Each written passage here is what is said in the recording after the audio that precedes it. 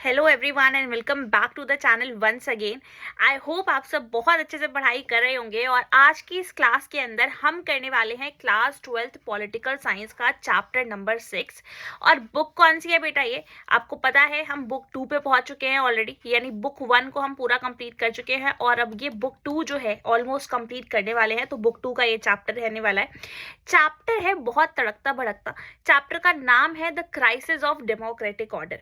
तो बहुत मजा आने वाला है आपको इस चैप्टर को पढ़ने में। जिसको सच में इंटरेस्ट है ना पॉलिटिकल साइंस के अंदर, जिसको मतलब मजा आता है, एकदम मसाला मिलता है ऐसे जो टॉपिक्स होते हैं उनको पढ़ने में, तो उसको तो बहुत ज्यादा मजा आएगा इस चैप्टर को पढ़ने में। और उसको एक रियल जो इंटरेस्ट है ना उसके अंदर डेवलप हो जाएगा इस चैप्टर को पढ़ने के बाद, क्योंकि ये मेरा one of the most favourite chapter हुआ करता था जिस समय में क्लास 12th में मैं हुआ करती थी तब। ठीक है, अभी भी मेरा मतलब काफ़ी अच्छा चैप्टर मुझे ये लगता है और काफ़ी ज़्यादा फेवरेट चैप्टर है मेरा, तो आपको भी बहुत पसंद आने वाला है। तो टेंशन लेने की बिल्कुल भी ज़रूरत नहीं है, प्रॉपर एनसीईआरटी ही कवर करवाई है मैंने इसमें और नोट्स के जरिए करवाई है कवर।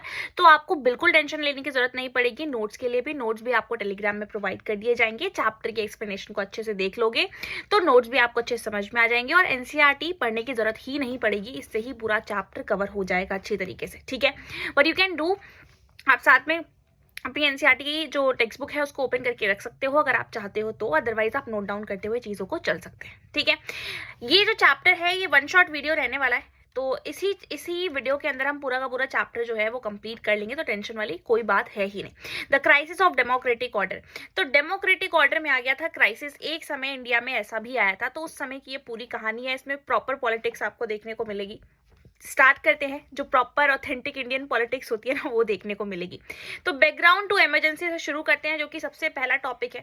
अब यहाँ पे आप एक साइड में कार्टून देख सकते हैं, पिक्चर देख सकते हैं, ये आपकी एनसीईआरटी की बुक में भी दी गई है। तो मैंने बताया आपको कि मैंने एक चीज कवर कर रखी है, तो सारी चीजें कवर करी है, कुछ भी नहीं छोड़ा है। PM says hard days ahead.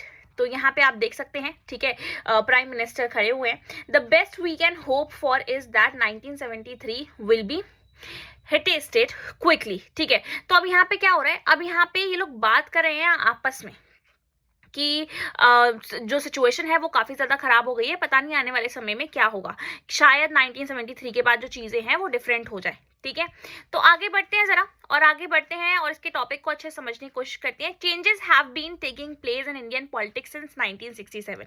1967 was the year जिस समय में आपको क्या देखने को मिलता है, लाल बहादुर शास्त्री जी की डेथ हो चुकी होती है उस टाइम पीरियड तक, और इंदिरा गांधी थ्रोन पे आ चुकी होती है। ठीक है, और इंदिरा गांधी रूल कर रही होती है। इंदिरा गांधी को सिंडिकेट्स लेकर आते हैं, आपको याद होगा, और हालांकि फिर वो बाद में ही सिंडिकेट्स के जो ग्रुप्स के मेंबर थे उनसे वो अलग हो जाती हैं और अपना एक ऑर्गेनाइजेशन फॉर्म कर लेती है। ऑर्गेनाइजेशन मतलब एक फैक्शन टाइप का बन जाता है कांग्रेस के अंदर ही। आपको बताना है मुझे कौन से 2 पार्ट में स्प्लिट हुई थी कांग्रेस, क्या क्या बोलते हैं उसको कमेंट में बता दो फटाफट से लिख के। तो Indira Gandhi had emerged as a towering leader with tremendous popularity. Indira Gandhi एक ऐसी लीडर के रूप में आगे बढ़ रही थी जिनको बहुत ज्यादा पॉपुलैरिटी मिली हुई थी। This was also the period when party competition became bitter and polarised. इस समय में पार्टी में कॉम्पिटिशन बहुत तगड़े लेवल का चल रहा था। This period also witness tension in the relationship between the government and the judiciary. तो अब इस पूरे माहौल में एक और मसाले वाली बात आती है, एक और टेंशन जो है वो क्रिएट होती है कि गवर्नमेंट और जुडिशरी के बीच की जो रिलेशनशिप थी ना उसमें बहुत सारे कॉन्फ्लिक्ट शुरू हो जाते हैं। The supreme Court found many initiatives of the government to be violative of the constitution. तो सुप्रीम कोर्ट ने पाया कि काफी सारे ऐसे इनिशिएटिव्स सरकार के द्वारा जो चलाए गए हैं जो कि कॉन्स्टिट्यूशन के अंदर जो लॉज लिखी हुई हैं, आर्टिकल्स लिखे हुए हैं, उनको वायलेट करती है, उनका उल्लंघन करती है। The Congress party took the position that this stand of the court was against principle of democracy and parliamentary supremacy। तो कांग्रेस पार्टी जो थी, जिस पोजीशन पे उस टाइम पीरियड में थी, तो उसको ये बोला गया कि भाई कोर्ट ने ऐसा बोला कि आप डेमोक्रेसी के प्रिंसिपल्स का पालन नहीं कर रहे हैं और पार्लियामेंट की जो सुप्रीमेसी है वो हमें देखने को मिल रही है। तो यही वो टाइम था बेटा जब क्वेश्चन ये उठा कि हु इज मोर पावरफुल, क्या जो पार्लियामेंट है वो ज्यादा पावरफुल है या फिर जो जुडिशरी है उसके पास ज्यादा पावर है। ठीक है, तो ये उस समय में ही क्वेश्चन रेज हुआ था। The Congress also alleged that the court was a conservative institution. Congress ने भी आरोप लगाया, कांग्रेस ने बोला कोर्ट एक कंजर्वेटिव इंस्टीट्यूशन है and it was becoming an obstacle in the way of implementing pro poor welfare programmes. Pro poor welfare programmes क्या होते हैं, मतलब जो गरीब से गरीब लोग हैं उनकी मदद करने के लिए प्रोग्राम्स चलाए। ठीक है, तो कांग्रेस कहती है हम उनके लिए ना प्रोग्राम्स चलाना चाह रहे थे जिसमें ऑब्स्टेकल यानी रुकावट बन रहा था जो कंजर्वेटिज्म है, कोर्ट का वो। तो the parties oppose to the Congress felt that politics was becoming too personalized and that governmental authorities was being converted into personal authority। तो जो पार्टीज थी वो अपोज करती है, यहाँ पे किस चीज को अपोज करती हैं? वो अपोज करती हैं कांग्रेस को। उनको लगता है कि भाई जो पॉलिटिक्स है ना वो बहुत ज्यादा पर्सनलाइज हो रही है और जो गवर्नमेंटल अथॉरिटी है वो पर्सनल अथॉरिटी में कन्वर्ट होती हुई चली जा रही है। इसी के जरिए हमें देखने को मिलता है कांग्रेस जो है वो दो पार्ट में डिवाइड हो जाती है, had sharpened the division between Indira Gandhi and her opponents. तो इससे क्या हुआ, जब कांग्रेस दो पार्ट में डिवाइड हो गई तो इंदिरा गांधी की ही पार्टी के जो लीडर्स थे वो भी उनके अगेंस्ट हो चुके थे। ठीक है, सिंडिकेट्स जो कि इनके साथ हुआ करते थे वो भी इनके अगेंस्ट हो चुके थे। तो अभी ओपोनेंट से तो लड़ना ही था, बल्कि अब उन लोगों से भी लड़ना था जो कि कभी इनकी पार्टी का ही, इनके ग्रुप का ही पार्ट हुआ करते थे और इनको पावर में लेकर आने में उनका एक बहुत बड़ा रोल था। इससे पहले वाले चैप्टर में जब आप पढ़ोगे तो आपको पूरा अच्छे से क्लियर हो जाएगा क्या सिनेरियो चल रहा था। इकोनॉमिक कॉन्टेक्स्ट की अगर मैं बात करूं तो इकोनॉमिक कॉन्टेक्स्ट क्या था भाई? इन द इलेक्शंस ऑफ 1971 में इलेक्शंस होते हैं। 1971 was the most important year in political history. क्यों? क्योंकि ये ईयर ऐसा था जब इंडिया ने पहली बार हिम्मत दिखाई किसी वॉर में पार्टिसिपेट करने की। ठीक है, और हालांकि हम बहुत अच्छी कंडीशन में नहीं थे उस टाइम पीरियड में और बहुत ज़्यादा अच्छी हमारी जो इकोनॉमी थी वो नहीं थी। इसकी वजह से इकोनॉमी हमारी और पीछे जाती हुई चली जा रही थी। बट एक ऐसा स्टेप था जो उस समय में लिया गया, एक बोल्ड डिसीजन था जो कि इंदिरा गांधी ने उस टाइम पीरियड में लिया था। तो इलेक्शन जब हुए 1971 के, आपको याद है 1971 वाज द टाइम पीरियड जब इंडिया, बांग्लादेश एंड पाकिस्तान ये तीनों एक तरीके से वॉर में इन्वॉल्व थे और इंडिया और पाकिस्तान की जो वॉर थी वो चल रही थी बांग्लादेश को लिबरेट कराने के लिए, आज़ाद कराने के लिए, जिसमें जो पाकिस्तान की फोर्सेस थी उन्होंने सरेंडर कर दिया था। ठीक है, तो Congress had given the slogan of गरीबी हटाओ। तो 1971 के इलेक्शंस का टाइम आ जाता है और कांग्रेस एक नारा देती है रिमूव पॉवर्टी का। कांग्रेस यानी when I am talking about Congress it means I am talking about Indira Gandhi इस टाइम पीरियड के लिए। ठीक है, जब मैं कांग्रेस की बात कर रही हूँ तो मैं इंदिरा गांधी की बात कर रही हूँ जब 1970s की बात चल रही है स्पेशली तब। तो यहाँ पे एक स्लोगन दिया गया इनकी तरफ से गरीबी हटाओ का। However, the social and economic condition in the country did not improve much after 1971 and 72. 71-72 में भी जो कंडीशन है वो ज़्यादा कुछ खास बदलती नहीं है। बांग्लादेश क्राइसिस और आ जाता है जिसकी वजह से एक हैवी स्ट्रेन लग जाता है इंडिया की इकोनॉमी पे और बड़ा बोझ पड़ जाता है। About 8 million people cross over the east Pakistan border into India. Very clear to you कि आपको पता है जब इंडिया आज़ाद हुआ था तो इस साइड ईस्ट पाकिस्तान था और इस साइड वेस्ट पाकिस्तान था। ठीक है, दो पाकिस्तान का डिवीजन हुआ था एक तरीके से। तो ये जो ईस्ट पाकिस्तान था इसको हमें बांग्लादेश, हमने इसको लिबरेट करा के बनवाया। तो यहाँ से ईस्ट पाकिस्तान से लगभग 8 मिलियन लोग माइग्रेट करके आ गए थे इंडिया के अंदर। This was followed by war with Pakistan. इसी के साथ यहाँ पे वॉर शुरू हो जाती है हमारी पाकिस्तान के साथ। After the war the US government stopped all aid to India. अब यूएस तो मतलब अभी भी आप देख रहे हो कंडीशंस क्या चल रही हैं और स्टार्टिंग से ही ऐसा रहा है कि यूएस ज़्यादा इंडिया का फेवर कभी लेता है नहीं। बहुत कम केसेस में ही ऐसा होता है कि हमारी दोस्ती थोड़ा अच्छा काम कर जाती है। But Russia was always a good friend and is a good friend as well. तो पहले समय से लेके अभी तक हमेशा से ही वो एक अच्छा दोस्त रहा है इंडिया का। तो यूएस गवर्नमेंट ने उस समय में सारी मदद देनी बंद कर दी इंडिया को। In the international market, oil prices increased many folds during this period. इस समय में ऑयल के प्राइसेस भी इंटरनेशनल मार्केट में बहुत ज़्यादा बढ़ गए थे। This led to an all round increase in prices of commodities. तो इंडिया के ऊपर ले देकर बहुत ज़्यादा बोझ बढ़ चुका था। हर चीज़ की महंगाई हो रही थी वर्ल्ड लेवल पे भी और गरीबी से पूरी कंट्री जूझ रही थी। इसके बीच में बांग्लादेश क्राइसिस भी आ गया। Prices increased by 23% in 1973 and 30% in 1974. चीजों के प्राइस कैसे बढ़ते हैं? 23% बढ़े 1973 में और फिर 30% बढ़ गए 1974 में, यानी नेक्स्ट ईयर। तो इन्फ्लेशन जो है वो बढ़ती हुई चली जा रही है। Such a high level of inflation means महंगाई cause much hardship to the people. तो इसकी वजह से जो जनता थी उनके लिए और ज्यादा चीजें मुश्किल होती हुई चली जा रही थी। इंडस्ट्रियल ग्रोथ वॉज लो। जो इंडस्ट्रियल ग्रोथ थी वो काफी ज्यादा लो थी और अनएम्प्लॉयमेंट बहुत हाई था। बेरोजगारी हद से ज्यादा बढ़ी हुई थी, पर्टिकुलरली रूरल एरियाज में, गाँव के इलाकों में। In order to reduce expenditure को, खर्चे को कम करने के लिए गवर्नमेंट ने सैलरी जो थी अपने एम्प्लॉइज की वो फ्रीज कर दी, रोक दी। ठीक है, this cause further dissatisfaction among government employees. तो इससे क्या हुआ भाई, अब सरकारी लोगों को सैलरी नहीं जाएगी तो उनको तो गुस्सा आएगा।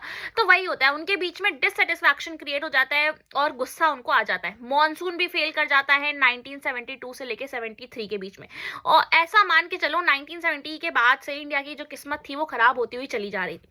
71 पॉवर्टी, 71 के ही एंड के टाइम पीरियड में वॉर देखने को मिलती है। उसके बाद और ज़्यादा प्रॉब्लम्स क्रिएट हो जाती है, यूएस एड देना बंद कर देता है और उसके बाद फिर प्राइसेस 1973 में 23%, फिर 74 में 30% बढ़ जाते हैं। तो जो सिचुएशन थी वो बिगड़ती हुई चली जा रही थी और जो बचा उचा था वो मानसून से भी यहाँ पे कसर जो थी वो पूरी हो गई। 1972 से लेकर 73 के बीच में मानसून ही नहीं आता है, तो बहुत प्रॉब्लम हो जाती है। This resulted in a sharp decline in agriculture productivity. Agriculture decline कर जाता है, बिल्कुल भी यहाँ पे फसल नहीं मिल पाती है। Food grain output decline by 8%। जितनी फसल मिलती थी उससे 8% कम इस बार हमें फसल प्राप्त हुई। There was a general atmosphere of dissatisfaction with the prevailing economic situation all over the country. तो पूरी कंट्री में इस समय में एक जनरल एटमॉस्फेयर चल रहा था डिससेटिस्फैक्शन का, मतलब हर कोई किसी ना किसी तरीके से परेशान था। ठीक है, इकोनॉमिक सिचुएशन तो खराब थी ही और हर कोई किसी ना किसी तरीके से परेशान था। In such a context non Congress opposition parties were able to organise popular protest effectively. तो ये जो सिचुएशन चल रही थी इस समय में, इस दौरान में जो नॉन कांग्रेस ऑपोजिशन पार्टी थी उनको एक मौका मिल गया प्रोटेस्ट को ऑर्गेनाइज करने का और ये चीजें शुरू होती हैं। Instances of students unrest that had persisted from the late 1960s became more pronounced in this period. तो इस समय में जो प्रोटेस्ट थे, स्टूडेंट प्रोटेस्ट थे, वो भी बढ़ने लग गए। There was also an increase in the activities of Marxist groups who did not believe in parliamentary politics. तो देखो बेटा, मार्क्सिज्म जो था उस समय में आपको याद होगा कि एक कम्युनिस्ट पार्टी ऑफ इंडिया हुआ करती थी, फिर उसको दो डिवीजन उसका हो गया था, सीपीआई और सीपीआईएम में। तो जो मार्क्सिस्ट लोग थे यूजुअली वो पार्लियामेंट्री पॉलिटिक्स में बिलीव नहीं करते थे और उनके अकॉर्डिंग जो सारा रूल है वो जनता के हाथ में पावर होनी चाहिए, तो वो कैपिटलिज्म के अगेंस्ट होते हैं प्रॉपरली। ठीक है, तो अब ये इनकी जो एक्टिविटीज थी वो भी बहुत बढ़ रही थी। These groups had taken to arms. अब इन लोगों ने हथियार अपने हाथ में उठा लिए, सबसे बड़ी प्रॉब्लम शुरू हो गई। नक्सलाइट्स एरिया जो थे वो और ज्यादा मतलब एक्टिवेट होने लग गए। And insurgent techniques for the overthrow of the capitalist order. तो कैपिटलिस्ट ऑर्डर को खत्म करने के चक्कर में इन्होंने हथियार उठा लिए, दंगे करने शुरू कर दिए। एंड एस्टैब्लिश्ड पॉलिटिकल सिस्टम, और अपना पॉलिटिकल सिस्टम मतलब एस्टैब्लिश करने के चक्कर में ये सारी चीजें, यानी जो कैपिटलिस्ट ऑर्डर था और जो अभी पॉलिटिकल सिस्टम चल रहा था उसको ओवरथ्रो करने के लिए, हटाने के लिए इन्होंने ऐसा करना शुरू किया यहाँ पे, जिससे सिचुएशन और खराब हुई। Known as the Marxist Leninist. Now आज के समय में हम इसको माओइस्ट ग्रुप के नाम से या फिर नक्सलाइट्स के नाम से जानते हैं। ठीक है, नक्सलवादी जिसको हम हिंदी में बोलते हैं। दे वर पर्टिकुलरली कहाँ पे स्ट्रॉन्ग देखने को मिलते हैं? वेस्ट बंगाल में, where the state government took stringent measures to suppress them. जहाँ पे स्टेट गवर्नमेंट ने स्ट्रिक्ट मेजर्स लिए थे इनको सप्रेस करने के लिए, दबाने के लिए, रोकने के लिए। अब कहानी मेन इस चैप्टर की यहाँ से शुरू होती है जहाँ से क्वेश्चन बनने स्टार्ट होते हैं। अभी जो पहले वाला पार्ट बताया कि कैसे इकोनॉमी खराब होती हुई चली जा रही थी, वहां से एक छोटा क्वेश्चन बन सकता है, बट अब मेन कहानी यहाँ से शुरू हो रही है, तो बहुत ध्यान से सुनना है, एक एक चीज को समझते हुए चलना है। Gujarat and Bihar movements. गुजरात और बिहार दो इंपॉर्टेंट जगह जहां पे मूवमेंट शुरू होते हैं। तो अब सबसे पहले यहाँ पे जो कार्टून दिया गया है ना, इसको देखो। कार्टून पे क्यों इतना एम्फसाइज कर रही हूँ? क्वेश्चन आता है एग्जाम के अंदर, तो जब क्वेश्चन आता है तो यही एक्सपेक्ट किया जाता है कि हमें आंसर भी आए उसके। तो देखो जरा यहाँ पे क्या लिखा है, करप्शन, लॉलेसनेस, वायलेंस। यहाँ पे जेपी नारायण, जयप्रकाश नारायण, बहुत ज्यादा फेमस लीडर, यहाँ पे सेव डेमोक्रेसी का पोस्टर आप, बैनर आप देख सकते हो, लेकर बैठे हुए हैं। ठीक है, सेव डेमोक्रेसी यानी लोकतंत्र बचाओ। ठीक है, अब यहाँ पे कुछ लोग हैं, ये जो नेता है क्या बातें करें, look he is trying to subvert democracy, create chaos, grab power. तो देखो जरा, ये डेमोक्रेसी का मुद्दा उठा रहे हैं, चलो हम शोर मचाते हैं और क्या करते हैं, पावर को अपने हाथ में लेने की कोशिश करते हैं। तो दिखाया गया कि कैसे कुछ माओइस्ट ग्रुप जो थे वो अपने हाथ में पावर को लेने की कोशिश कर रहे थे। स्टूडेंट के प्रोटेस्ट चालू हो जाते हैं गुजरात और बिहार दोनों ही जगह पे, both of which were Congress ruled state. सबसे बड़ी बात, दोनों ही जगह पे, चाहे मैं बात करूं गुजरात की और चाहे मैं बात करूं बिहार की, दोनों जगह पे कौन सी पार्टी रूल कर रही थी? Congress party. had a far-reaching impact on the politics of the two states and national politics। तो दोनों ही जगह पे अब यहाँ पे प्रोटेस्ट शुरू हो चुके थे। सबसे पहले हम शुरुआत करेंगे गुजरात मूवमेंट से, ध्यान से पढ़ते हुए चलना है। इन जनवरी 1974, कब की बात है बेटा? जनवरी 1974 की बात है। Students in Gujarat started an agitation. Agitation यानी आपस में उन्होंने अपना एक ग्रुप बनाना शुरू कर दिया, गैदरिंग बनानी शुरू कर दी अगेंस्ट राइजिंग प्राइसेस। तो इन लोगों ने अपना ग्रुप किस लिए बनाया कि भाई खाने पीने के ना सामान के प्राइस बहुत बढ़ रहे हैं, फूड ग्रेन्स के, कुकिंग ऑयल हो गया, इन सारी चीजों के, चाहे कुकिंग ऑयल की बात करें और बाकी जितनी भी एसेंशियल कमोडिटीज हैं, जरूरत का सामान है, उन सबका प्राइस बढ़ रहा है। और बोला कि करप्शन भी बहुत ज्यादा बढ़ चुका है। तो the students protest was joined by major opposition parties and became widespread leading to the imposition of president's rule in the state. अब होता क्या है गुजरात में कि जो स्टूडेंट्स हैं वो प्रोटेस्ट करना शुरू कर देते हैं। तो जब स्टूडेंट प्रोटेस्ट करना शुरू करते हैं तो ऑपोजिशन पार्टी के लीडर्स इनके साथ आके जुड़ जाते हैं, और जब पूरे स्टेट में इतना क्योस हो जाता है तो यहाँ पे प्रेसिडेंट रूल लगा दिया जाता है। आपको पता है 3 तरीके की इमरजेंसी लगाई जाती है जब भी लगती है। एक होता है आर्टिकल 352, एक होता है आर्टिकल 356 एंड एक होता है आर्टिकल 360। 352 होती है नेशनल इमरजेंसी हमारी, जो पूरे देश में लगती है। जब भी कोई वॉर चल रही होती है तो उस समय में नेशनल इमरजेंसी लग जाती है, और इस चैप्टर के अंदर हम मेनली नेशनल इमरजेंसी के बारे में पढ़ने वाले हैं, तो it is also very important.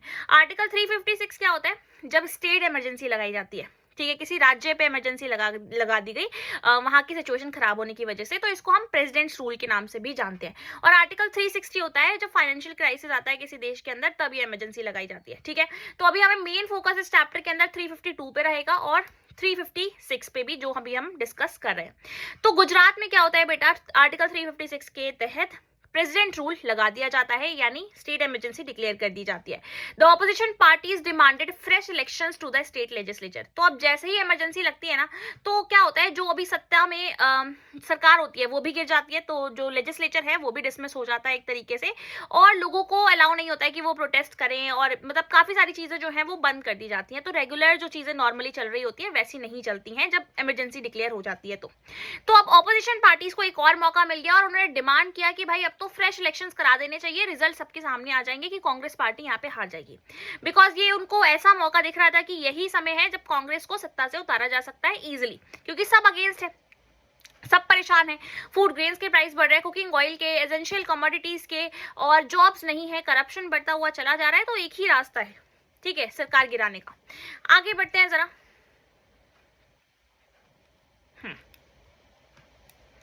Okay, Morarji Desai जो कि एक प्रोमिनेंट लीडर थे, मतलब बहुत जाने पहचाने लीडर थे कांग्रेस पार्टी के, कांग्रेस ओ के, who was the main rival of Indira Gandhi, जो कि मेन राइवल थे, दुश्मन थे इंदिरा गांधी के। when he was in the Congress announced that he would go on an indefinite fast। तो अब हुआ क्या भाई, इनको भी मौका मिल गया, ठीक है, इस पूरे जो अभी पूरा मसाला चल रहा है इसमें अपने आप को मतलब ऐड करने का इनको भी मौका मिल गया। तो मोरारजी देसाई ने क्या बोला कि भाई मैं इंडेफिनेट फास्ट पे जा रहा हूँ। इंडेफिनेट फास्ट समझते हो ना आप, क्या होता है एग्जैक्टली? जब सत्याग्रह करते हैं यूजुअली तो हम क्या करते हैं, भूख हड़ताल करते हैं, ठीक है। तो वही, तो उन्होंने बोला अगर फ्रेश इलेक्शंस नहीं करवाओगे आप यहाँ पे अभी गुजरात में, तो मैं तो भाई फास्टिंग नहीं छोड़ूंगा, मैं इंडेफिनेट फास्ट पे जा रहा हूँ। Under intense pressure from students, बहुत सारा प्रेशर आया स्टूडेंट से, supported by the opposition political parties, assembly elections were held in Gujarat in June 1975। तो जब इतना प्रेशर बढ़ा तो सरकार को उनकी बात सुननी पड़ गई और जून 1975 में इलेक्शंस करवाने पड़ गए। The Congress was defeated in this election, जैसा कि होना था, सब अगेंस्ट थे कांग्रेस के, तो कांग्रेस हार जाती है 1975 के स्टेट इलेक्शंस के अंदर। कहाँ पे? गुजरात में। अभी गुजरात का केस पढ़ा है हमने, ठीक है। आगे बढ़ते हैं, मजा आया। अब बिहार का जो केस है उसको समझते हैं। बिहार में भी कुछ इसी प्रकार के मूवमेंट्स चल रहे थे, हालांकि थोड़ी सी चीजें अलग थी।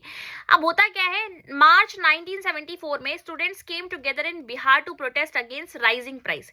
तो सेम यहाँ पे भी स्टूडेंट्स साथ में आते हैं। 1974 के दौरान प्राइस बहुत बढ़ रहा था हर चीज का, तो इसलिए लोग प्रोटेस्ट करना शुरू करते हैं। फूड स्कार्सिटी, खाने पीने की बहुत कमी हो चुकी थी।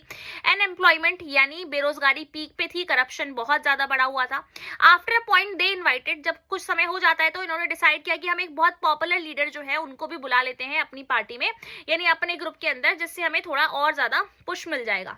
तो जयप्रकाश नारायण, यानी जिनको हम जेपी नारायण के नाम से भी जानते हैं, जो बहुत ज्यादा फेमस लीडर रहे, उनको ये लोग बुला लेते हैं। Who had given up active politics, जिन्होंने पॉलिटिक्स में पार्टिसिपेट करना छोड़ रखा था, एंड वो सोशल वर्क में यहाँ पे इन्वॉल्व हो चुके थे, तो to lead the student movement. पर अब वो आ जाते हैं यहाँ पे स्टूडेंट्स के कहने पे, क्योंकि स्टूडेंट्स उनको इन्वाइट करते हैं उनके मूवमेंट को लीड करने के लिए। ही एक्सेप्टेड इट, उन्होंने एक्सेप्ट किया, पर एक कंडीशन रखी, on the condition that the movement will remain non-violent and will not limit itself to Bihar. दो कंडीशन थी इनकी। सबसे पहली बात तो मूवमेंट जो है वो नॉन वायलेंट रहेगा, यानी किसी भी प्रकार की हिंसा नहीं होगी, मारधाड़ नहीं होगी और तोड़फोड़ नहीं होगी, बिल्कुल शांति भरा मूवमेंट होना चाहिए, जस्ट लाइक जैसे गांधीयन प्रिंसिपल्स थे उसी तरीके से। And will not limit itself to Bihar, और ये मूवमेंट बिहार तक नहीं रहना चाहिए। जैसे मूवीज में देखा है ना, बोलते हैं कि ये बात दिल्ली तक जाएगी, तो वही कहने का मतलब था जेपी नारायण का कि ये बात दिल्ली तक जानी चाहिए, ये मूवमेंट सिर्फ बिहार तक लिमिट नहीं रहना चाहिए। Thus the students movement assumed a political character and had national appeal। तो स्टूडेंट्स ने एक्सेप्ट कर लिया इस बात को, और स्टूडेंट्स को अब एक पॉलिटिकल कैरेक्टर मिल चुका था और उनकी जो अपील थी वो पूरे देश में जा पा रही थी। ठीक है, तो इससे बड़ी बात क्या हो सकती है। अब क्या होता है, people from all walks of life now enter the movement. हर तरीके के लोग अब इस मूवमेंट के अंदर एंटर करने लग गए। जयप्रकाश नारायण ने डिमांड किया the dismissal of Congress government. जैसे कि गुजरात में हुआ वैसे ही यहाँ पे डिमांड उठी। जैसे गुजरात में मोरारजी देसाई ने बोला कि भाई अब सरकार गिराओ, वैसे ही यहाँ पे जेपी नारायण ने बोला कि अब सरकार गिरानी पड़ेगी यहाँ पे, तो कांग्रेस गवर्नमेंट को डिसमिस करना होगा बिहार में, and gave a call for total revolution. याद रखना, टोटल रेवोल्यूशन की बात किसने करी थी बेटा, 1 मार्कर क्वेश्चन है, वेरी इंपॉर्टेंट, एमसीक्यू में पूछ लिया जाता है। किसने बात करी थी, जेपी नारायण ने। ठीक है, तो सोशल, इकोनॉमिक और पॉलिटिकल स्फेयर्स में हमें क्या करना होगा, एक रेवोल्यूशन, बदलाव लेकर आना होगा in order to establish what he considered to be true democracy. यानी इनका कहना था कि भाई डेमोक्रेसी, लोकतंत्र खत्म हो चुका है, दोबारा से एस्टैब्लिश करना है हमको उसको। A series of bandhs, strikes and mass protest were organised. मतलब स्ट्राइक चल रही थी, प्रोटेस्ट चल रहा था चारों तरफ। The government however refuse to resign. सरकार ने मना कर दिया रिजाइन देने से। The movement was beginning to influence national politics. अब ये मूवमेंट धीरे धीरे बिहार से खिंचता हुआ पहुंच गया पूरी नेशनल पॉलिटिक्स के अंदर। Jayaprakash Narayan wanted to spread the Bihar movement to other parts of the country. जैसा उन्होंने पहले बोला था कि भाई मूवमेंट सिर्फ बिहार तक नहीं रहना चाहिए, पूरे देश में फैलना चाहिए, तो वही होना शुरू हो गया। जो मूवमेंट था वो बिहार से निकलकर सारे पार्ट्स में फैलना शुरू हो गया। ठीक है, अभी हमने सिर्फ और सिर्फ यहाँ पे आइडिया लिया कि कहाँ पे कैसे मूवमेंट चल रहे थे, 2 जगह का, गुजरात और बिहार का। ये समझना बहुत जरूरी था क्योंकि क्वेश्चंस भी बीच बीच में इससे पूछ लिए जाते हैं। अब जो हम पढ़ेंगे ना जुडिशरी वाला पार्ट, यहाँ से जो 6 मार्कर क्वेश्चंस हैं वो कई बार पूछ लिए जाते हैं एग्जाम में, तो बहुत ध्यान से सुनना। अब देखो जरा जुडिशरी के साथ लड़ाई कैसे शुरू होती है। This was also the period when the government and the ruling party had many differences with the judiciary. तो ये वही समय चल रहा था जब सरकार की और जुडिशरी की आपस में बन नहीं रही थी। 3 कॉन्स्टिट्यूशनल इश्यूज हैड इमर्ज्ड। अब ऐसा नहीं था कि ऐसे ही नहीं बन रही थी, मन नहीं किया, बात नहीं कर रहे। 3 इश्यूज थे जिसकी वजह से यहाँ पे ऐसा हो रहा था। ये तीनों इश्यूज को ध्यान से सुनो। The supreme court said that the parliament can not abridge the fundamental right. Supreme court ने बोला कि भाई कुछ भी हो जाए, कंडीशन कितनी भी खराब हो जाए देश में, पार्लियामेंट जनता के जो फंडामेंटल राइट्स होते हैं ना, आपको पता है फंडामेंटल राइट्स जो मौलिक अधिकार जो हर इंसान को मिलते ही मिलते हैं, तो वो अधिकार नहीं छीन सकती है, एब्रिज नहीं कर सकती है, नहीं छीन सकती है। The court said that Parliament cannot amend the Constitution in such a manner that rights are curtailed when the Parliament wanted to amend the right of property. तो उस समय में क्या हुआ था, right of property जो है वो भी एक fundamental right हुआ करता था, तो उसको हटाने की बात करी जा रही थी क्योंकि इसकी वजह से बहुत सारी अलग अलग जहाँ पे जमीन थी जो ऐसी पड़ी हुई थी जिसपे जमींदारों ने अपना हक जमा रखा था, वहां पे कुछ डेवलपमेंट्स नहीं हो पा रहे थे, तो इसको हटाने की बात वहां पे उस समय करी जा रही थी। तो कोर्ट ने ये बोला कि भाई इस तरीके से आप अमेंड नहीं कर सकते हो कॉन्स्टिट्यूशन को कि उसका जो बेसिक स्ट्रक्चर है उसके साथ कुछ छेड़छाड़ करो। मतलब जो कॉन्स्टिट्यूशन का बेसिक स्ट्रक्चर है वो वही रहना चाहिए, फंडामेंटल राइट को आप नहीं खत्म कर सकते हो कंप्लीटली। हालांकि बाद में राइट टू प्रॉपर्टी को क्या कर दिया गया था, एक नॉर्मल कॉन्स्टिट्यूशनल राइट बना दिया गया था अंडर आर्टिकल 300A। ठीक है, ये आपने क्लास 11 में पढ़ा है already. The parliament amended the constitution saying that it can abridge fundamental rights for giving effects to directive principles, but the supreme court rejected this provision also. तो parliament ने ऐसा बोला कि भाई ठीक है, हम कॉन्स्टिट्यूशन को अमेंड कर सकते हैं और हम फंडामेंटल राइट्स को भी एब्रिज कर सकते हैं क्योंकि हम चाहते हैं कि डायरेक्टिव प्रिंसिपल्स को हम लागू करें। डायरेक्टिव प्रिंसिपल्स के अंदर कैसी लॉज लिखी गई हैं जो सरकार को निर्देश प्रोवाइड करती हैं कि अच्छे काम आप क्या कर सकते हो अपने मतलब देश के लिए और अपनी जो राज्य है उसके लिए, तो इसमें निर्देश दिए गए हैं। तो उन्होंने बोला कि भाई हम डायरेक्टिव प्रिंसिपल्स को अप्लाई करना चाह रहे हैं तो फंडामेंटल राइट बीच में एक रुकावट बन रही है, इसको इसलिए हमको फंडामेंटल राइट को इग्नोर करना पड़ेगा। बट कोर्ट ने ऐसा करने से मना कर दिया। But the supreme court rejected this provision also. Supreme court ने इस बात को भी खारिज कर दिया।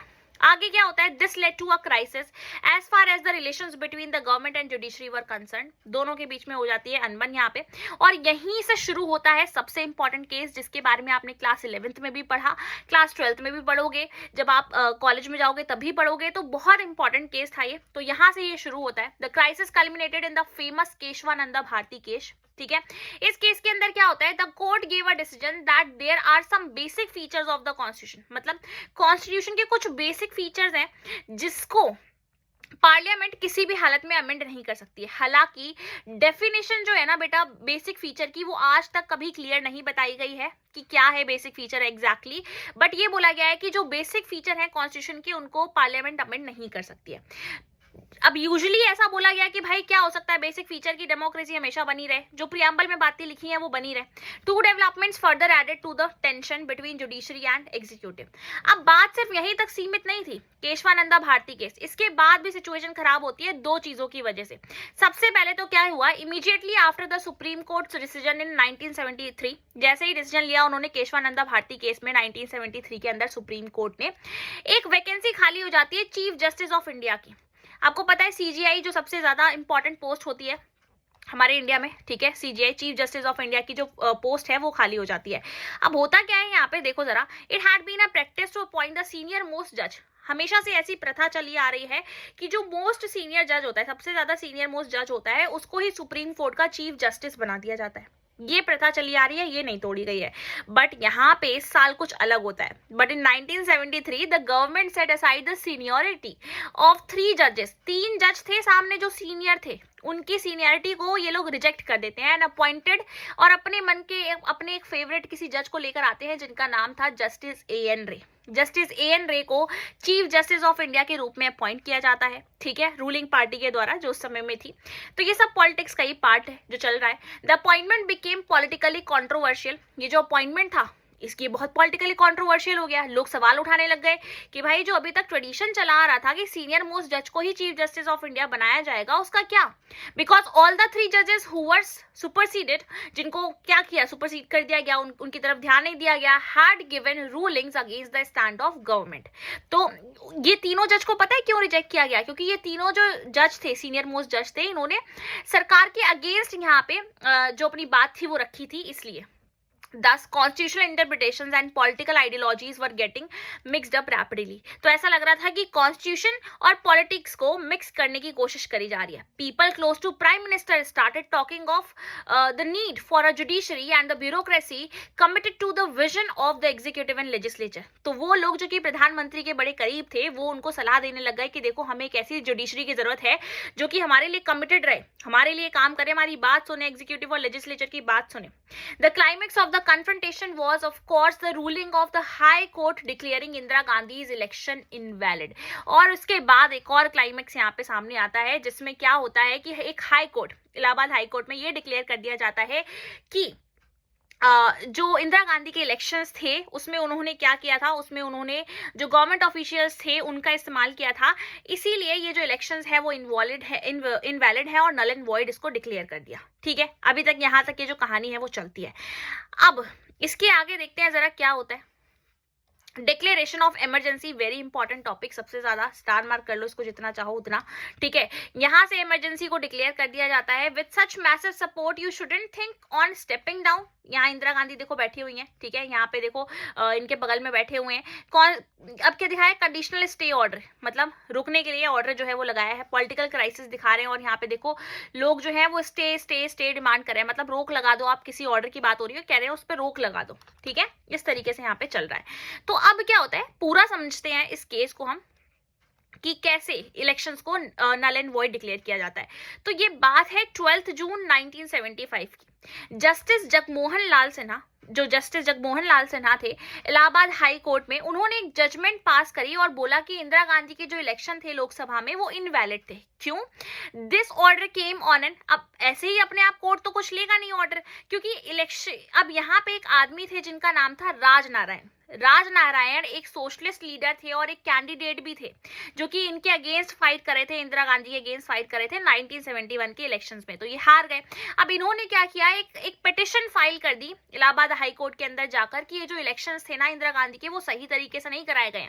तो the petition challenge the election of Indira Gandhi. अब ये जो पिटिशन याचिका यहाँ दायर करी गई, तो इंदिरा गांधी के इलेक्शंस को जब चेक किया गया तो ये पता चला कि उन्होंने जो गवर्नमेंट सर्वेंट्स थे उनकी सर्विस का यूज किया था अपने इलेक्शन कैंपेन्स को रन करने के लिए, जो कि गलत है। The judgement of the High Court meant that legally she was no more an MP. अब ये इस ऑर्डर के बाद क्या होता है, जैसे ही ये बोल दिया गया कि इलेक्शंस नल एंड वॉइड थे, तो उसके अकॉर्डिंग कोई भी इंसान जो गिल्टी पाया गया है तो ये उसको बोल दिया जाता है कि अब वो इंसान जो है वो मेंबर ऑफ पार्लियामेंट यानी एमपी नहीं रह सकता है, आगे एमपी कंटिन्यू नहीं कर सकता है। और जब वो एमपी नहीं है वो इंसान, तो वो प्राइम मिनिस्टर कैसे होगा, क्योंकि हूसोएवर इज प्राइम मिनिस्टर, जो भी इंसान, आप 11th में पढ़ चुके हैं, बट अगर आपको याद नहीं है तो मैं आपको दोबारा बता देती हूँ कि अगर कोई भी इंसान है जिसको प्राइम मिनिस्टर बनना है तो उस इंसान का मेंबर ऑफ पार्लियामेंट होना भी बहुत जरूरी है। और अगर वो इंसान मेंबर ऑफ पार्लियामेंट नहीं है तो उसको अगले 6 महीने के अंदर अंदर मेंबर ऑफ पार्लियामेंट की जो मेंबरशिप है वो हासिल करनी होगी, अदरवाइज वो प्राइम मिनिस्टर की पोस्ट पे नहीं रह सकता है। ठीक है, तो therefore could not remain the prime minister unless she was once again elected as an MP within 6 months। अगर 6 महीने के अंदर अंदर ये MP नहीं बनती हैं तो फिर ये प्राइम मिनिस्टर भी नहीं रहेंगी। तो टेंशन का माहौल बहुत क्रिएट हो गया था। जून 24 की बात है, यानी लगभग 12 दिन के बाद की बात है। सुप्रीम कोर्ट ने ग्रांट किया हर अ पार्शियल स्टे, इस ऑर्डर पे रोक लगाया on the High court order. जो हाई कोर्ट ने ऑर्डर दिया था ना कि अब वो एमपी नहीं रह सकती है, उस चीज पे उन्होंने रोक लगा दी। बट सुप्रीम कोर्ट ने कुछ चीजें ऐड ऑन करी। क्या बोला? Till her appeal was decided, उन्होंने बोला कि जब तक वो अपनी अपील पेश नहीं कर देती हैं, शी कुड रिमेन एमपी, वो एक एमपी बनी रह सकती हैं, but could not take part in the proceedings of the Lok Sabha. पर लोकसभा में जो भी बहस वहस चल रही है, प्रोसीडिंग्स चल रही है, उसमें पार्टिसिपेट नहीं कर सकती हैं। मतलब she can remain N MP बन के रह सकती है, मेंबर ऑफ पार्लियामेंट बन के रह सकती है, बट लोकसभा की प्रोसीडिंग में पार्टिसिपेट नहीं करेंगी। तो कुछ तो फेवर मिल रहा है यहाँ पे सुप्रीम कोर्ट से, है ना। आगे बढ़ते हैं, क्राइसिस एंड रिस्पॉन्स। अब यहां से सारी चीजें जो है वो शुरू हो जाती है। क्राइसिस शुरू होता है यानी आपदा एक तरीके से आ जाती है। The stage was now set for a big political confrontation. सब बोलने में लग गए अब तो कि भाई सुप्रीम कोर्ट भी बायस्ड हो गया है, इंदिरा गांधी की तरफ बातें हो रही हैं, क्या चल रहा है ये। तो द ऑपोजिशन पॉलिटिकल पार्टी के जो लीडर थे जयप्रकाश नारायण, उन्होंने क्या किया, उन्होंने इंदिरा गांधी को प्रेशर क्रिएट किया कि आपको रिजाइन दे देना चाहिए। और उन्होंने एक मास यानी एक मैसिव डेमोन्स्ट्रेशन, मतलब एक बहुत बड़ा प्रोटेस्ट ऑर्गेनाइज किया दिल्ली का जो रामलीला ग्राउंड है उसमें 25 जून 1975 को। जयप्रकाश नारायण ने यहाँ पे अनाउंस किया कि एक नेशन वाइड सत्याग्रह हम करने वाले हैं, ताकि किस लिए, एजेंडा क्या होगा कि Indira Gandhi resign they. And आज द आर्मी, और बोला जो आर्मी थी, जो पुलिस थी, जो गवर्नमेंट एम्प्लॉयज थी, उनको बोला कि आपको इलीगल और इमोरल ऑर्डर्स को नहीं मानना है। मतलब आपको अगर बोला जा रहा है ना कि हमको उठा के जेल में डालो, तो ये नहीं करना है, गलत बात है। This to threaten to bring the activities of the government to a standstill. अब इससे क्या होता है, ये जितनी भी सरकार की एक्टिविटीज थी वो सारी रुक जाती हैं एक तरीके से। The political mood off the country had turned against the Congress. पूरा जो कंट्री थी वो एक तरीके से कहीं ना कहीं धीरे धीरे अगेंस्ट होती जा रही थी कांग्रेस के, मोर देन एवर बिफोर। आज तक कभी ऐसा नहीं हुआ था जब जो पहली बार हो रहा था। रिस्पॉन्स क्या रहता है इसका? 25 जून 1975 की बात है। गवर्नमेंट ने डिक्लेयर कर दिया that there was a threat of internal disturbances and therefore it invoked article 352 of the constitution. Under the provision of this article the government could declare a state of emergency on grounds of external threat और a threat of internal disturbances. ये दो line में समझना बड़ा जरूरी है, क्योंकि इसको पढ़ के आपको समझ में आ जाएगा अच्छे से। देखो 25 जून 1975 की बात है। तो गवर्नमेंट ने डिक्लेयर किया कि भाई हमें इंटरनल डिस्टर्बेंसेस दिख रहे हैं। तो पहले के समय में क्या होता था बेटा, अब तो थोड़ा सा इसकी स्टेटमेंट चेंज हो गई है, जो आर्टिकल 352 है। पहले के समय में ऐसा बोला जाता था कि अगर सरकार को ऐसा लगता है कि कोई इंटरनल डिस्टर्बेंसेस हैं, यानी गृह युद्ध जैसी सिचुएशन क्रिएट हो रही है, या कुछ खतरा लग रहा है, या फिर एक्सटर्नल थ्रेट दिख रहा है, यानी कोई वॉर चलने वाली है, तो उस केस में आर्टिकल 352 को लगा के नेशनल इमरजेंसी डिक्लेयर करी जा सकती है। तो इसीलिए यहाँ पे आर्टिकल 352 का यूज करके नेशनल इमरजेंसी जो थी वो डिक्लेयर कर दी गई। ये बोला गया कि एक थ्रेट दिख रहा है, खतरा दिख रहा है इंटरनल डिस्टर्बेंसेस का। पर उसके बाद से स्टेटमेंट जो है वो बदल गई है, जो हम आगे पढ़ेंगे। The government decided that a grave crisis had arisen which made the proclamation of a state emergency necessary. तो सरकार ने बोला कि सिचुएशन बहुत खराब हो गई थी और इमरजेंसी को डिक्लेयर करना बहुत जरूरी था। ठीक है, आगे देखते हैं जरा। Okay, technically speaking this was with in the power of the government. तो ये जो भी इमरजेंसी का प्रोविजन था ये सरकार की पावर में था। For our constitution provides for some special powers to the government once an emergency is declare. तो जब भी एक इमरजेंसी डिक्लेयर कर दी जाती है किसी भी देश के अंदर, तो उस देश की सरकार के पास कुछ एक्स्ट्रा पावर्स आ जाती हैं। Once an emergency is proclaimed, एक बार अगर इमरजेंसी जारी कर दी गई तो जो फेडरल डिस्ट्रीब्यूशन है ना पावर का, वो प्रैक्टिकली सस्पेंड हो जाता है। Federal distribution of power class 9 10th याद आया कुछ या नहीं? फेडरल डिस्ट्रीब्यूशन यानी कि जो सेंट्रल गवर्नमेंट है उसके पास सेंट्रल लेवल पे पावर है, जो स्टेट गवर्नमेंट है उसके पास स्टेट लेवल पे पावर है, लोकल गवर्नमेंट है लोकल लेवल पे पावर है। तो ये सब खत्म हो जाता है, सारी पावर सिर्फ और सिर्फ किसके पास है, सेंट्रल गवर्नमेंट के पास है और किसी के पास नहीं है, ठीक है। And all the powers are concentrated in the hands of union government, तो सारी पावर किसके पास है, यूनियन गवर्नमेंट यानी सेंट्रल गवर्नमेंट के पास है। सेकेंडली, दूसरी बात क्या थी, the government also gets the power to curtail or restrict all or any of the fundamental rights during the emergency. तो सीधी सी बात बोल दी गई कि हर तरीके के फंडामेंटल राइट अब खत्म हो जाएंगे, जितने भी मौलिक अधिकार हैं वो मायने नहीं रखेंगे, यानी राइट टू लाइफ और इस तरीके के जो अधिकार थे, फंडामेंटल राइट्स थे, उनको भी यहाँ पे खत्म कर दिया जाता है जब इमरजेंसी डिक्लेयर होती है। बट अब थोड़ा सा चीजें बदल गई हैं, वो हम आगे पढ़ेंगे। From the wording of the provisions of the constitution, जब कॉन्स्टिट्यूशन के अंदर जो भी बातें दी गई थी उसको पढ़ा गया, समझा गया, तो it is clear that an emergency is seen as an extraordinary condition in which normal democratic politics can not function. तो सीधी सी बात है, ये सीधी सीधी बात साफ हो गई थी कि अगर इमरजेंसी डिक्लेयर हो जाती है तो जो डेमोक्रेटिक पॉलिटिक्स है वो नॉर्मल तरीके से फंक्शन नहीं कर सकती है। देयरफॉर जो स्पेशल पावर थी वो सरकार के हाथ में आ चुकी थी। On the night of 25 June 1975 the prime minister recommended the imposition of emergency to president Fakhruddin Ali Ahmed. उस समय में जो प्रेसिडेंट थे, क्या नाम था उनका, फखरुद्दीन अली अहमद, उनको वो बोलती हैं कॉल लगा के कि भाई ऐसा ऐसा है, इमरजेंसी डिक्लेयर कर दो।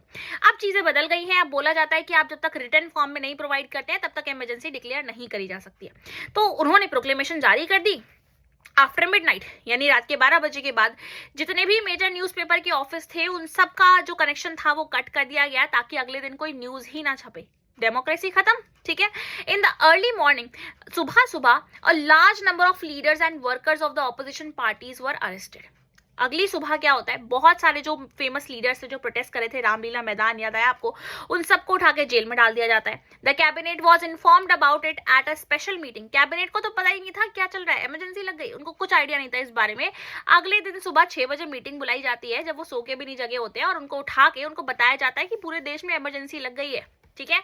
On 26 June, after all this had taken place, अब क्या होता है, कॉन्सिक्वेंसेस क्या देखने को मिलते हैं इसके। This brought the agitation to an abrupt stop, सारी चीजें बिल्कुल रुक चुकी थी, स्ट्राइक्स बैन कर दी गई, सारे ऑपोजिशन लीडर्स को उठा के जेल में डाल दिया गया और पॉलिटिकल सिचुएशन बहुत टेंस हो चुकी थी।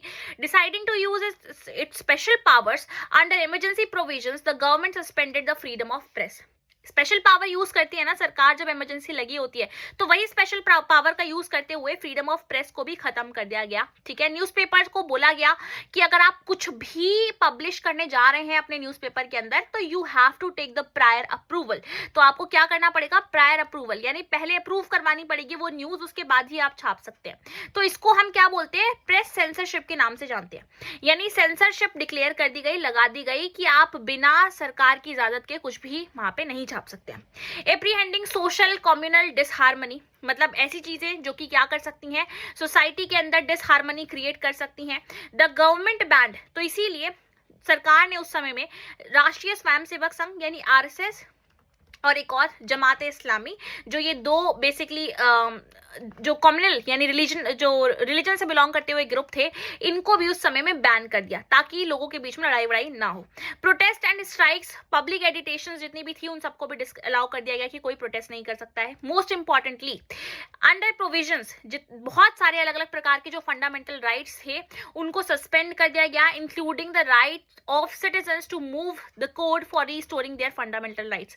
एक आर्टिकल होता है ना उनके पास जिसको हम रिट्स बोलते हैं, क्लास 11 में पढ़ा था ना, आर्टिकल 32 जो होता है जो कि बाकी सारे फंडामेंटल राइट्स की रक्षा करता है, तो वो आर्टिकल भी उनके पास नहीं बचा था अपने आप को बचाने के लिए, ठीक है।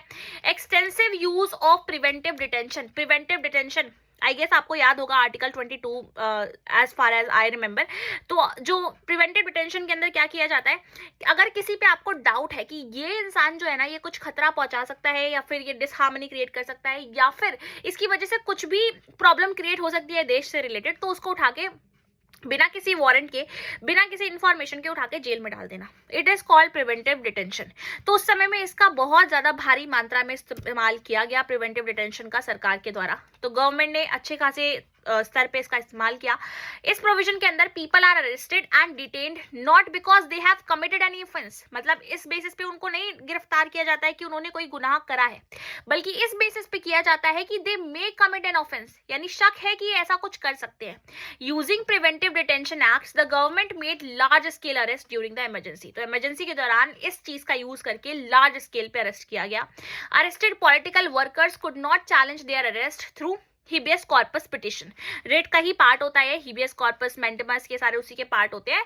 तो जो जितने भी अरेस्टेड पॉलिटिकल वर्कर्स थे, अब वो बेचारे ये भी नहीं पूछ सकते थे कि हमें बता तो दो कि किस आधार पे हमें गिरफ्तार किया है। Many cases were filed in High Court, Supreme Court, बहुत सारे केसेस फाइल किए गए by and on behalf of arrested people, but the government claimed that it was not even necessary to inform the arrested person of the reasons and ground for their arrest. पर सरकार ने बोला कि कोई जरूरत नहीं है बताने की क्या कारण है अरेस्ट करने का।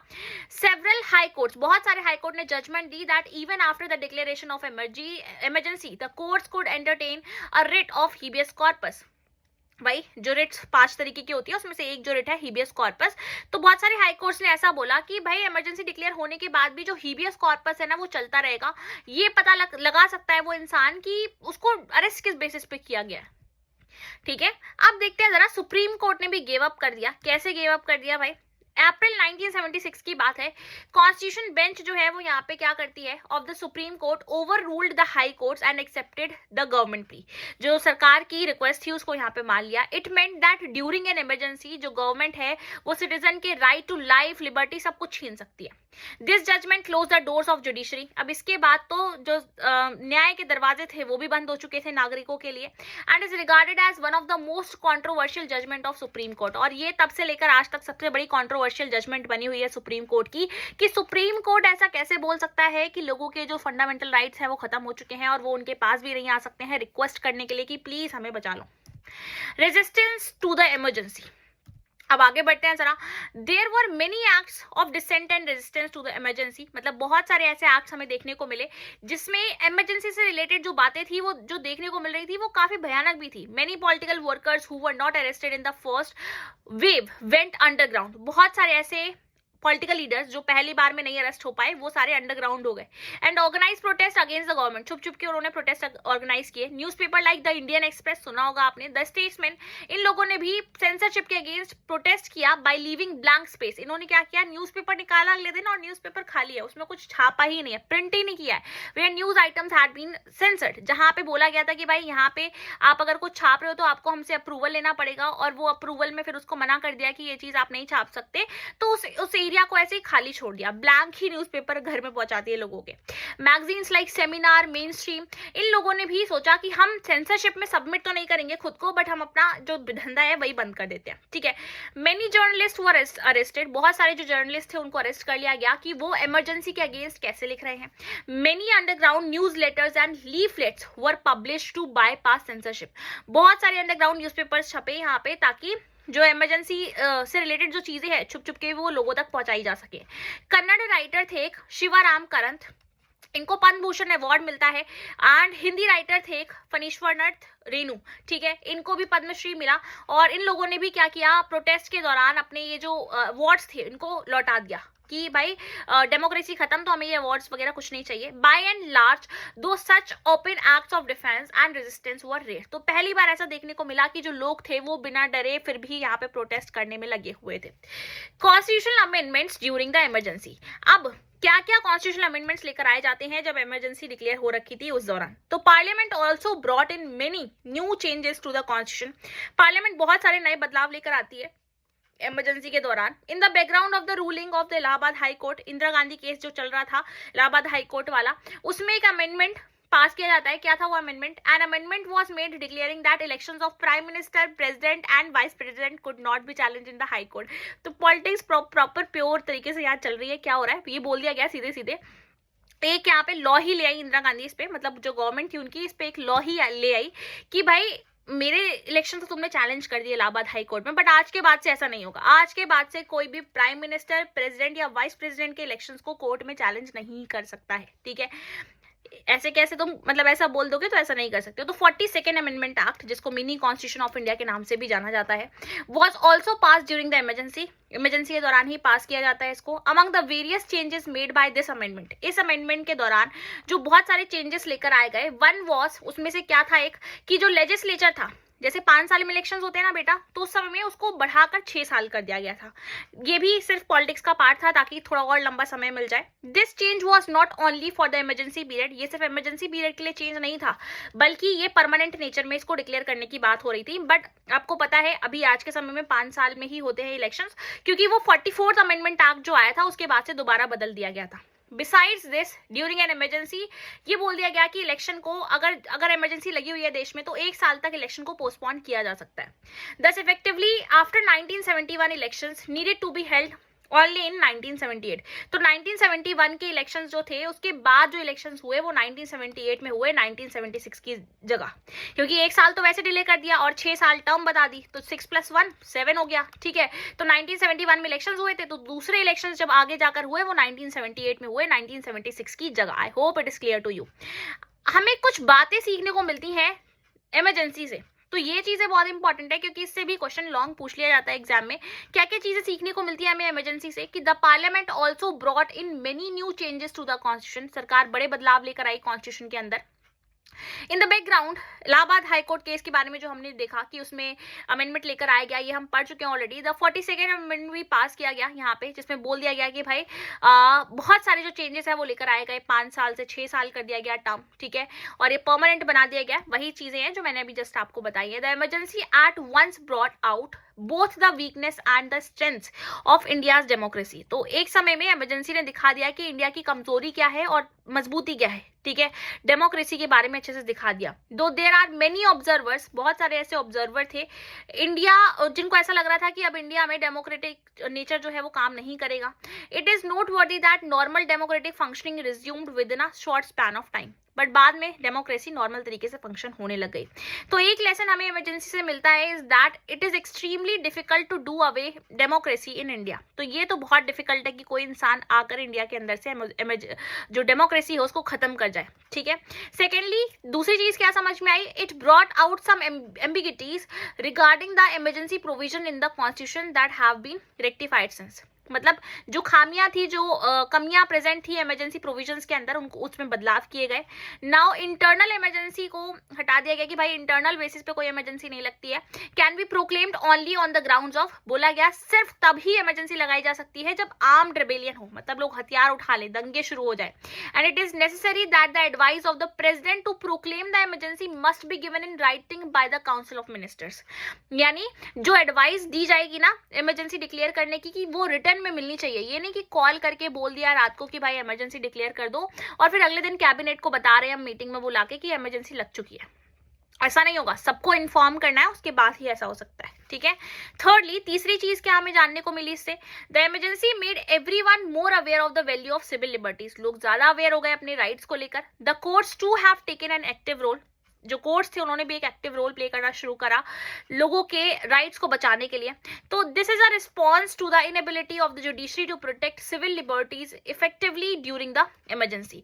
तो जो कोर्ट उस समय में अच्छे से काम नहीं कर पाए, फंक्शन नहीं कर पाए इमरजेंसी के दौरान, उन्होंने पूरा यहाँ पे फिर अपने हाथ में सारी की सारी कंट्रोल को लेने की कोशिश करी ताकि जो सिविल लिबर्टीज हैं उनको प्रोटेक्ट किया जा सके। तो मेनी सिविल लिबर्टीज ऑर्गेनाइजेशन, बहुत सारी ऑर्गेनाइजेशन सामने आती हैं इस एक्सपीरियंस के बाद। हाउएवर जो क्रिटिकल ईयर्स चले हैं इमरजेंसी के दौरान, इसने काफी सारे इश्यूज को सामने लेकर आई है that have not been adequately grappled with. Secondly, the actual implementation of the emergency rule took place through the police and the administration. तो ये देखने को मिला कि एक्चुअल इंप्लीमेंटेशन जो है इमरजेंसी का वो कैसे हुआ, पुलिस और एडमिनिस्ट्रेशन के जरिए हुआ। These institutions could not function independently, ये जो इंस्टीट्यूशन है ये इंडिपेंडेंटली फंक्शन नहीं कर पाए। दे वर टर्न्ड इनटू पॉलिटिकल इंस्ट्रूमेंट्स, एक तरीके से कठपुतली बनकर रह गए पॉलिटिकल पार्टीज के हाथ के। And according to Shah commission report, Shah commission ने अपनी एक रिपोर्ट सबमिट करी थी जिसमें बताया गया कि the administration and police became vulnerable to political pressure, कि ये बेचारे एकदम दब के रह गए थे पॉलिटिकल प्रेशर के अंदर और इनको जो ऑर्डर दिया गया इनको वो मानना पड़ा। This problem did not vanish after the emergency. अब ये जो प्रॉब्लम थी वो इमरजेंसी के बाद भी खत्म नहीं हुई थी। क्योंकि पॉलिटिक्स आफ्टर द इमरजेंसी भी तो देखना जरूरी है कि इमरजेंसी के बाद क्या पॉलिटिक्स चलती है। तो क्या लगता है बच्चों आपको, क्या जो कांग्रेस पार्टी है वो पावर में आई होगी इतना सब कुछ होने के बाद? चलो देखते हैं। The most valuable and lasting lesson of the emergency was learn as soon as emergency was over and Lok Sabha elections were announced. तो जैसे ही इमरजेंसी का पूरा ये सब चैप्टर खत्म होता है तो फिर नए इलेक्शंस को अनाउंस कर दिया जाता है। 1977 के जो इलेक्शंस थे turned into a referendum on the experience of emergency. At least north India में तो खूब इसका इम्पैक्ट देखने को मिला, क्योंकि साउथ इंडिया तक उतना इम्पैक्ट नहीं पहुंचा था इमरजेंसी का, नॉर्थ इंडिया के लोगों ने ही फेस किया था, तो वहां पे इसका इफेक्ट देखने को मिला। The opposition for the elections on the slogan, जो ऑपोजिशन पार्टी थी उन्होंने नारा क्या दिया, सेव डेमोक्रेसी का, यानी लोकतंत्र बचाओ का। तो पीपल की जो वर्डिक्ट थी इमरजेंसी के अगेंस्ट वो देखने को मिली। Lesson was clear and has been reiterated in many state level elections thereafter. Governments that are perceived to be anti democratic are severely punished by the voters. तो ये देखने को मिला कि जो भी सरकार ऐसी आई जिसने एंटी डेमोक्रेटिक मेजर्स अडॉप्ट करने की कोशिश करी उसको जनता ने पनिशमेंट दी ना वोट करके। In this sense, the experience of 1975 to 77 ended up strengthening the foundation of democracy in India. तो इस चैप्टर ने कहीं ना कहीं इंडिया के डेमोक्रेटिक सिस्टम को और मजबूत बना दिया, हमें बहुत सारी नई नई चीजें सिखा दी, हमें डील करना सिखा दिया ऐसे मुश्किल समय से। ठीक है, आगे बढ़ते हैं। लोकसभा के इलेक्शंस होते हैं 1977 में। क्या रिजल्ट आता है? जनवरी 1977 में आफ्टर 18 मंथ्स ऑफ इमरजेंसी, 18 महीने इमरजेंसी चलती है, the government decided to hold elections करवाए जाते हैं। Accordingly all the leaders and activist सबको रिलीज कर दिया गया था, जेल से छोड़ दिया गया था। इलेक्शंस मार्च 1977 में होते हैं। This left the opposition with very little time, बहुत ही कम समय बचा था इनके पास लड़ने के लिए और एक तरीके से इलेक्शंस को फाइट करने के लिए और अपने कैंपेन चलाने के लिए। बट पॉलिटिकल डेवलपमेंट्स बहुत जल्दी जल्दी हुए इस समय में। मेजर ऑपोजिशन पॉलिटिकल पार्टी के जो लीडर थे had already been coming closer in the pre emergency period. तो पहले स्टार्टिंग में ही वो लोग ऑपोजिशन पार्टी के लीडर साथ में आ रहे थे जब इमरजेंसी नहीं लगी थी। नाउ दे केम टुगेदर, अब वो एक बार में साथ में आ गए सारे, और उन लोगों ने एक पार्टी फॉर्म करी जिसको जाना गया जनता पार्टी के नाम से। The new party accepted the leadership of, इसके जो लीडर बने वो थे जयप्रकाश नारायण, सम लीडर्स ऑफ द कांग्रेस, कुछ कांग्रेस के भी लीडर्स थे जो कि अपोज कर रहे थे इमरजेंसी को, उन्होंने भी इस नई पार्टी को ज्वाइन कर लिया। वहीं पे कुछ जो कांग्रेस के लीडर्स थे also came out and formed a separate party, उन्होंने अपनी एक खुद की पार्टी बना ली और जगजीवन राम की लीडरशिप के अंदर। तो लोकसभा इलेक्शन जो 1977 में होते हैं, देखो जरा क्या हो रहा है। कांग्रेस को गिरा दिया गया है, देखने में मिल रहा है आपको कार्टून में, इमरजेंसी की वजह से। और 42nd अमेंडमेंट एक्ट जो आया, सेंसरशिप जो लगाई, मीजा एक्ट भी था एक, ये काफी पॉपुलर है, इसको सर्च करना और मुझे बताना, ठीक है। ये काफी ज्यादा फनी एक्ट था और इससे रिलेटेड भी है लालू यादव की जो कहानी है, तो वो भी आप मुझे बताना जरा कमेंट पे। Must be careful with him, he won't stand any nonsense any more. तो ये सारे जनता पार्टी के लीडर हैं साथ में खड़े हुए हैं, ये बोल रहे हैं कि अरे अरे कोई प्रॉब्लम नहीं है, ध्यान रखो बस, पर ये अब आदमी उठ नहीं पाएगा क्योंकि ये गिर चुका है, मतलब सरकार गिर चुकी है, अब नहीं उठ पाएगी। तो जनता पार्टी पॉपुलर हो जाती है काफी ज्यादा। This party was named Congress for democracy, later merge with Janata party. तो वो पार्टी जो कि एक समय में डेमोक्रेसी के लिए जानी जाती थी, कांग्रेस पार्टी, अब यहाँ पे उसके भी लीडर्स जाकर जुड़ चुके थे जनता पार्टी के साथ और जनता पार्टी जीत जाती है इलेक्शंस को। जनता party made this elections into a referendum on the emergency. सारी की सारी जीत इमरजेंसी में हुए जितनी भी प्रॉब्लम्स थी उसका ही रिजल्ट था कि जनता पार्टी जीती। इट्स कैंपेन वॉज फोकस, इसका जो कैंपेन था वो नॉन डेमोक्रेटिक कैरेक्टर पे फोकस था और and on the various axes that took place during this period. तो मतलब जो जो अथ धरी गई इस समय में, जो जो बुरा हुआ, उस सब का जवाब देने के लिए यहाँ पे जनता ने इस तरीके से यहाँ पे जवाब दिया। In the backdrop of arrest thousand of persons and censorship of the press and the public opinion was against Congress. ज्यादातर लोग जो थे वो कांग्रेस के अगेंस्ट थे। जयप्रकाश नारायण बहुत पॉपुलर बन गए डेमोक्रेसी को बचाने के लिए और फॉर्मेशन करी गई जनता पार्टी की ये इंश्योर करने के लिए कि जो नॉन कांग्रेस वोट्स हैं वो बिल्कुल भी डिवाइड ना हो। It was evident that the going was tough for the Congress. ये तो समझ में आ रहा था कि सरकार का बहुत बुरा हाल हुआ है।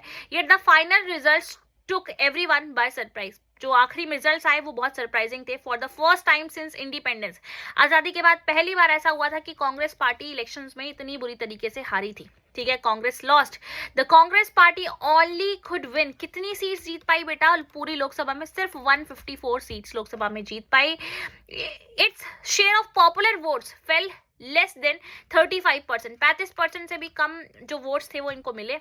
इलेक्शन के रिजल्ट क्या होते हैं देखो जरा यहाँ पे मैप में, जहां पे भी आपको डार्क ग्रीन वाला एरिया दिख रहा है ना, यहाँ पे जो ब्लैक ब्लैक सा एरिया दिख रहा है, यहाँ पे जनता पार्टी जीती थी। तो प्रॉपर आप देख सकते हो नॉर्थ इंडिया पूरा कवर था जनता पार्टी से, क्योंकि इफेक्ट भी इमरजेंसी का यहाँ पे ज्यादा था।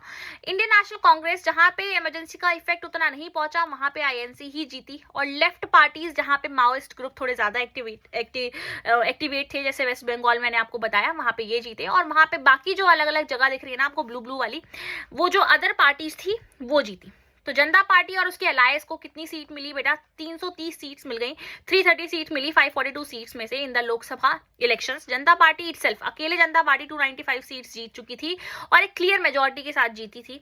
नॉर्थ इंडिया में massive electoral wave against Congress चली, क्योंकि कांग्रेस, अब the Congress lost in every constituency, हर जगह हार गई कांग्रेस, बिहार, उत्तर प्रदेश, दिल्ली, हरियाणा, पंजाब, और सिर्फ and could win only 1 seat each in Rajasthan and Madhya Pradesh. एक सीट उसको राजस्थान में, एक सीट एमपी में मिली बस। इंदिरा गांधी अपनी ही कॉन्स्टिट्युएंसी से, रायबरेली से हार गई एंड वॉज हर सन संजय गांधी जो उनके बेटे थे, अमेठी से जो लड़ते थे, वो भी इलेक्शंस वहां से हार गए।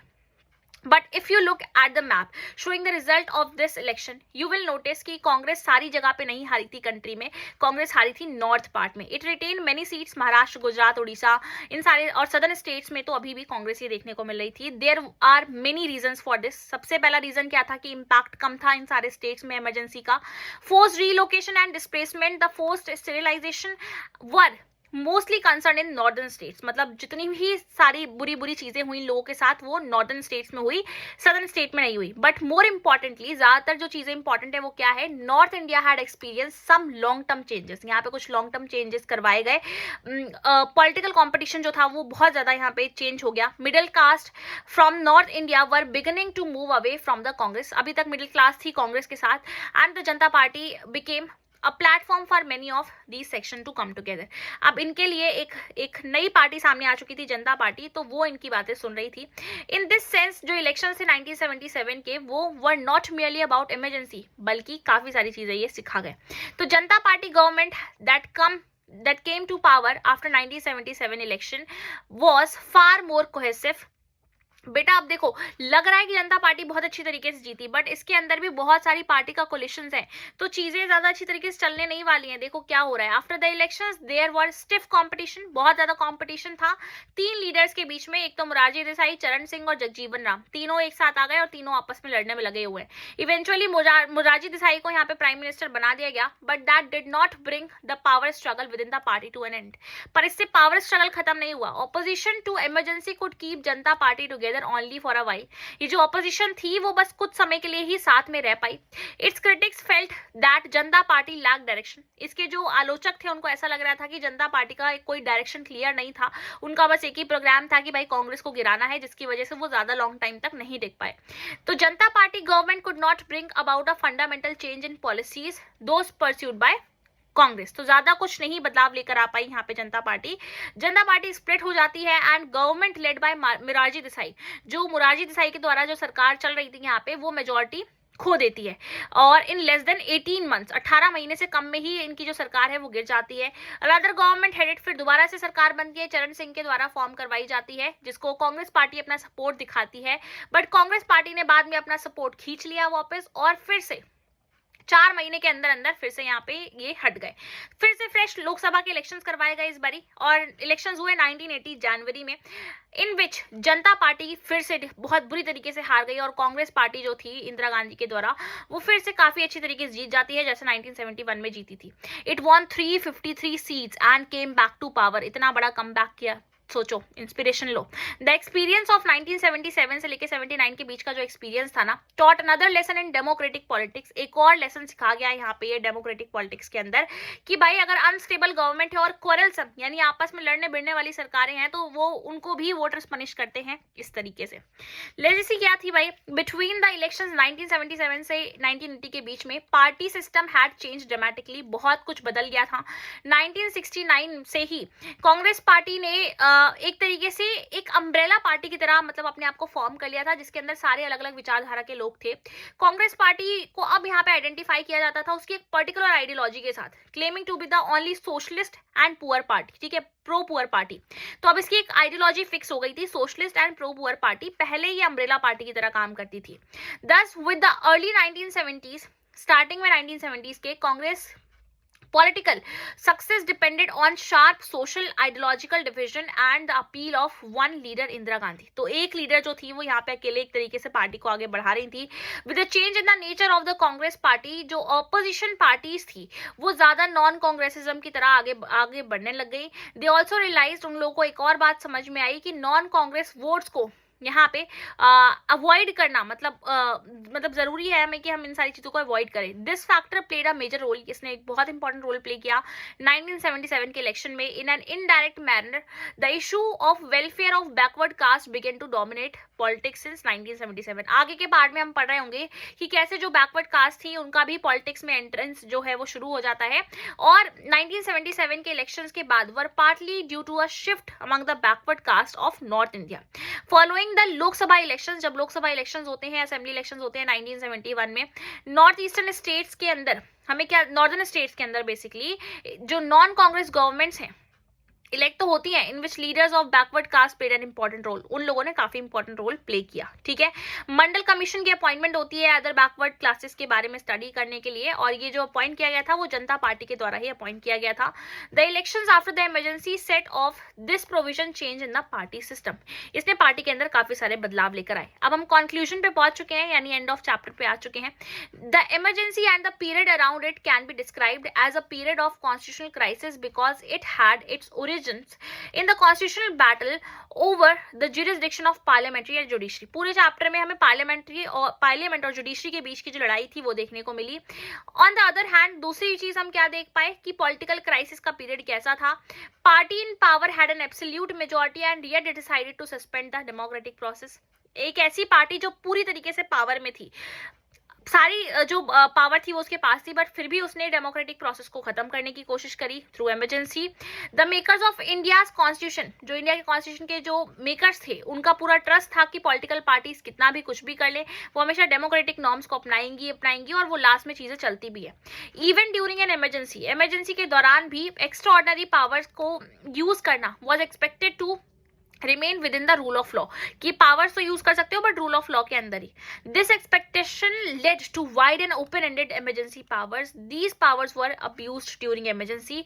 कई बार क्या होता है, जिस पावर पे रोक नहीं लगाई जाती है उन पावर का गलत इस्तेमाल किया जाता है इमरजेंसी के दौरान। इस पॉलिटिकल क्राइसिस ने इस इशू को भी सामने लेकर आया। अनदर क्रिटिकल इशू सामने क्या आया हमारे, the role and extent of mass protest, कि पार्लियामेंट्री डेमोक्रेसी के अंदर प्रोटेस्ट का कितनी स्पेस होता है, कितनी जगह होती है। There was a tension between institution based democracy and democracy based on spontaneous popular participation. यानी एक टेंशन बढ़ चुकी थी कि जो डेमोक्रेसी है वो किसी इंस्टीट्यूशन पे बेस्ड होती है या फिर जो लोग उसमें पार्टिसिपेट करते हैं उन पे बेस्ड होती है। तो ये जो टेंशन थी वो बढ़ती हुई चली जा रही थी। May be attributed to the inability of the party system to incorporate popular aspiration.